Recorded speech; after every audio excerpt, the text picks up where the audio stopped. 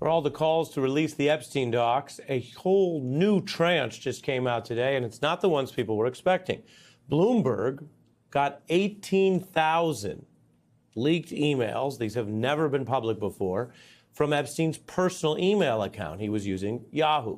And it sheds new light on his predatory tactics. It also continues to reinforce what the DOJ, under Ms. Comey, the now fired prosecutor, showed in her prosecution of Ghislaine Maxwell, that she was a big part of this criminal enterprise, not, as she said in her interview, some sort of hanger-on as people did consensual things. Now, as for the president, who has been so suspicious about this, who vowed to do transparency and then broke that vow, well, there's not a lot of clear new information that shows what Trump was up to with Epstein, although we know from prior information that they had a kind of social relationship. You've seen the photos. Bloomberg reports these newly released emails do demonstrate Maxwell's knowledge of the legal jeopardy Epstein faced all the way back in that first case that we've reported on from the 2000s in Florida, and that Epstein negotiated a plea deal in 2008. He sought her advice. Quote, question, which one do you prefer, lewd and lascivious conduct or procuring minors for prostitution? Quite a grim question if you're choosing among those cases. Maxwell responding, quote, I suppose lewd and lascivious conduct. I would prefer lewd conduct with a prostitute if possible. Now, they're discussing the plea deal, not whether he did all of the above.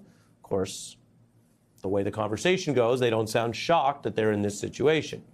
Remember, in her Trump DOJ interview, she downplayed her relationship with Epstein at that very time. So when he's going to go to jail, he says, can you stay around and manage everything? Yeah. And do you do that? I do. Okay. And then we'll come back to that. I will not manage everything, no. I mean, there are other people at this point. My specific role then was very, very diminished.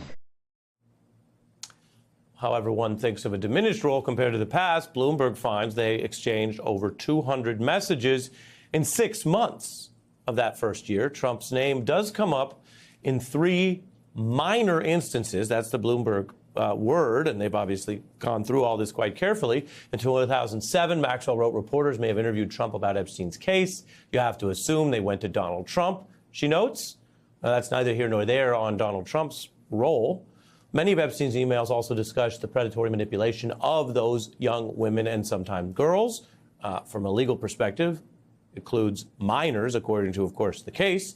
He and Maxwell discussed how to recruit and groom those young women and then discredit anyone who became an accuser. NBC has not obtained these emails or independently verified the Bloomberg report, we should note, and the revelations come as Epstein survivors have been speaking out. Accountability is what makes a society civilized. I would like to announce here today, us Epstein survivors have been discussing creating our own list. We know the names. Many of us were abused by them. We are tired. However, we are not going away. We will not stop or give up. Jason Leopold, the senior investigative Bloomberg reporter, joins us now. The lead on what is a clearly big break in understanding more about this sordid case. Epstein's inbox is how Bloomberg put it. Thanks for joining me. Thanks for having me on, Ari. What do these emails add to the public understanding about this case? It adds a lot. As you noted, we have 18,000 emails. And in the emails that we highlighted here, in this very lengthy story about Ghislaine Maxwell's partnership with Jeffrey Epstein, which was far closer than the public knows, you're getting an opportunity to see just how close they really were. Right up until Jeffrey Epstein was getting ready to report to prison, they discussed fertility, shared fertility treatments. They talked about the legal case. You read some of those emails about when Jeffrey Epstein was asking her what she would prefer, what she thought that he should, potentially plead guilty to. but also just how much she helped to kind of run the business of Jeffrey Epstein. Within these emails, we also uncovered an accountant's spreadsheet that tracked nearly $2 million in spending, and which amounted to some gifts, some cash payments to victims, to very prominent public figures. There was a car for Alan Dershowitz, which he told us was for his wife. There was a watch, $11,000 Rolex watch for Tom Barrack, who's now the ambassador to Turkey. He told us he never received a watch. So you're getting an opportunity to see details about the business dealings, but also disturbingly, there is a lot of information there about Jeffrey Epstein's callousness toward these young women, these underage girls. There's one very disturbing, chilling email in which he is berating this woman who is working for him because she doesn't want to engage in fun sex things. So between Jeffrey Epstein and kind of getting a sense of what he sounds like through these emails in his own words, and the way in which Ghislaine Maxwell was really trying to promote Jeffrey Epstein in social circles, you learn quite a bit. What was Epstein's main business? He clearly had a knack or an almost con man's ability to get himself in all sorts of rooms around all sorts of people. We know how many have distanced themselves later. But given the nature of the sex crimes that were already exposed, it would appear that some people had knowledge of it. That's what the birthday book shows. Some people, we can't name names without a legal and investigative process, but some people, understandably, were probably closer to it and may have partaken in it. He has the whole island, and he has all these other allegations. And then there's this wider concentric circle, and I'm wondering if you found the emails show any of this, where he seems to be pulling people in to sort of credential himself as he goes along, continuing to abuse others and make it, I guess, harder for him to ever actually face accountability for it. That seemed to work for some period of time. Well, as we noted in the story, there is, many emails which show an intense lobbying campaign. That much is public. That took place behind the scenes. What's kind of fascinating about it is seeing how it played out. As far as the business, that's obviously a question that remains unanswered in terms of the source of his wealth. What I can tell you is that we're continuing our reporting around that. But really, it is, getting a sense of kind of what the day-to-day was like. I mean, I also want to... Let me ask you on that. You mentioned, because the reporting talks about it being at times mundane, and we've seen throughout history references to the banality of evil, to use the famous phrase from Hannah Arendt. But did you also find any hint that through the email and other references that he was ever threatening or blackmailing others to maintain his own criminal web? No, as our reporting shows in this story, he was berating and manipulating, emotionally abusing the women who had worked, with him,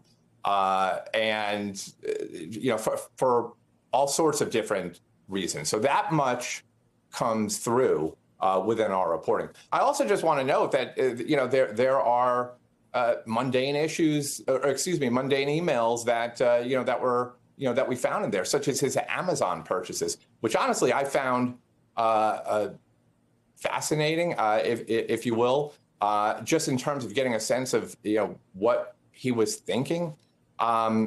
There's purchases for Nabisco Nilla wafers. There are purchases for an FBI agent's costume, a prostate massager. Some things that are. I got one more. well. I got one more question for you before I lose you, which is we've talked much about what your reporting showed. One thing the emails don't show is a bombshell about Trump, which is fine. You follow the evidence. You do have a reference in September 06. This was after Epstein was charged. And there's 51 politicians and other executives on the list. And it says, please review list and add or remove Peeps. From Maxwell, quote, remove Trump, Epstein responded. Was he the only person removed? And what did you make of that? There was one other person removed. I mean, we reached out to the White House for comment on it. And the White House responded by stating, as we noted in the story, that this was fake news. But remove Trump means what? We don't know? You don't know? We haven't been able to further find out what that means. It's as we note in the story.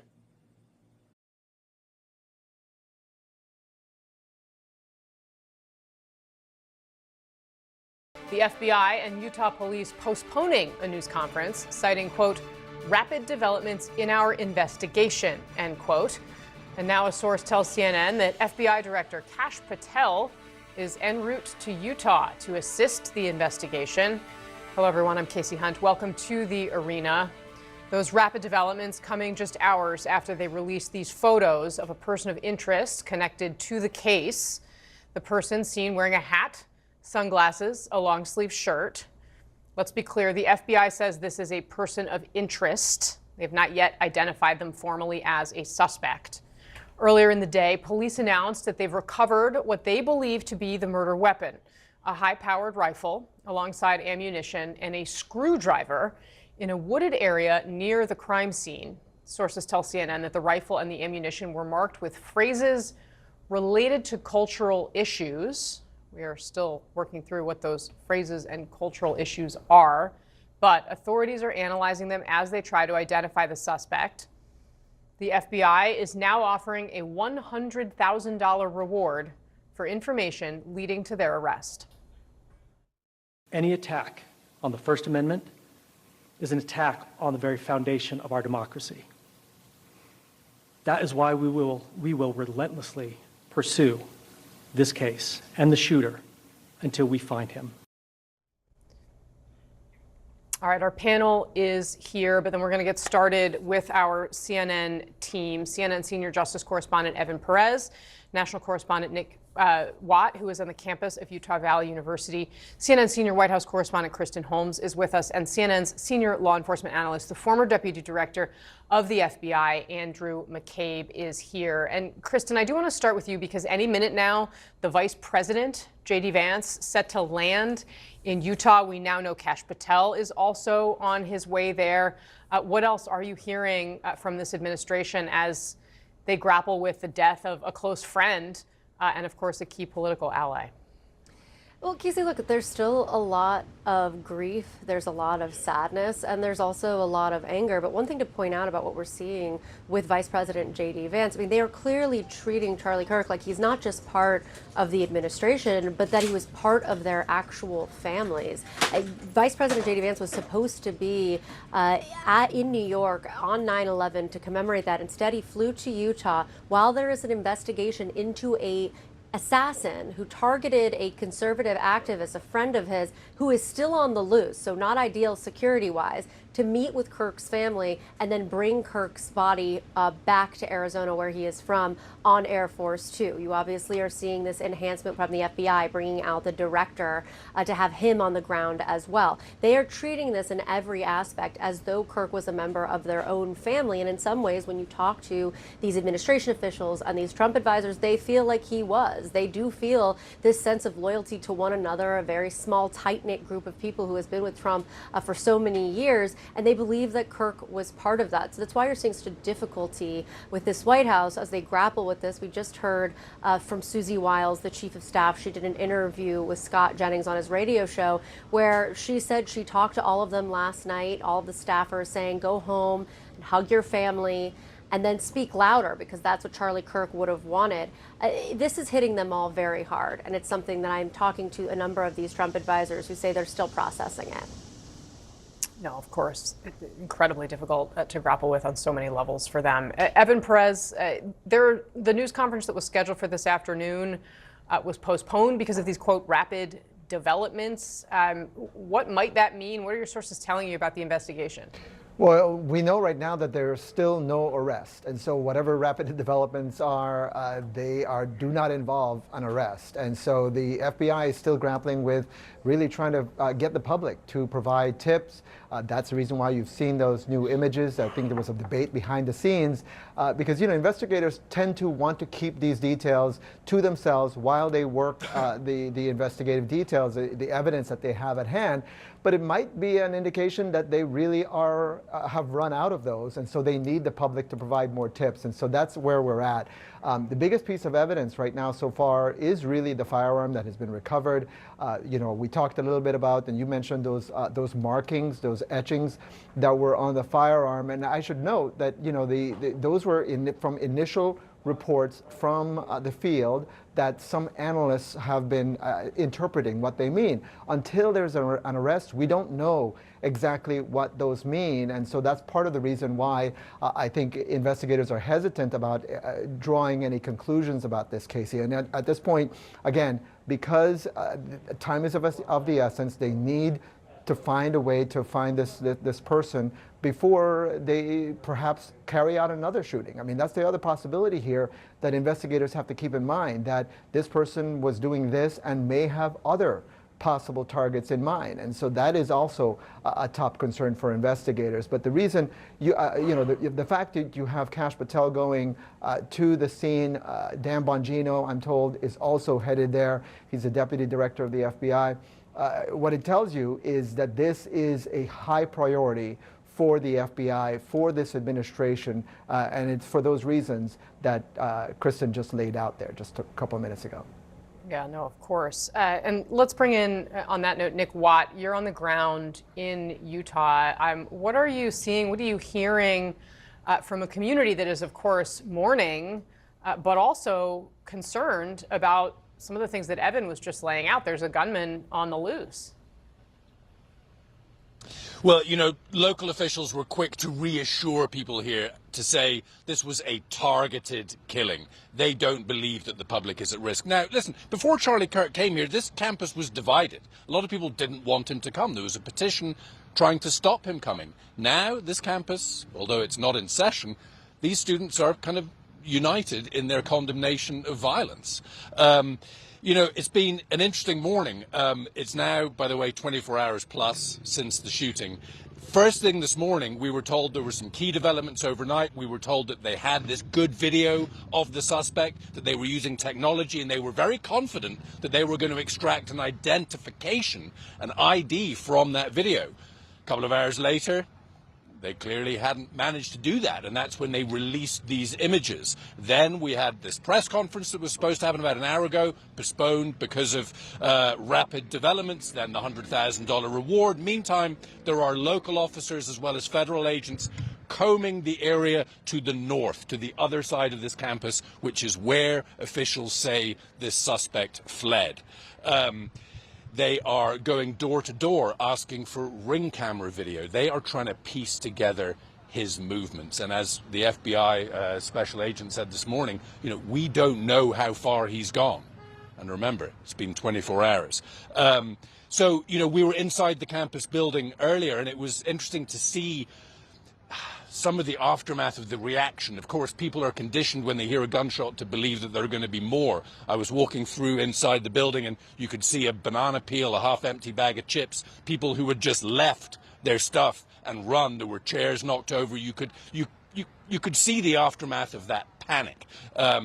Meantime, as you say, there is thoughts for the family, who we are now told Charlie Kirk's wife and children were actually here. There is a small memorial, and as you say, Charlie Kirk's body will be taken from here in Utah to Arizona later. So shock, and as I say, a community that was divided over whether Kirk should come, now pretty much united in the belief that he should not have been killed.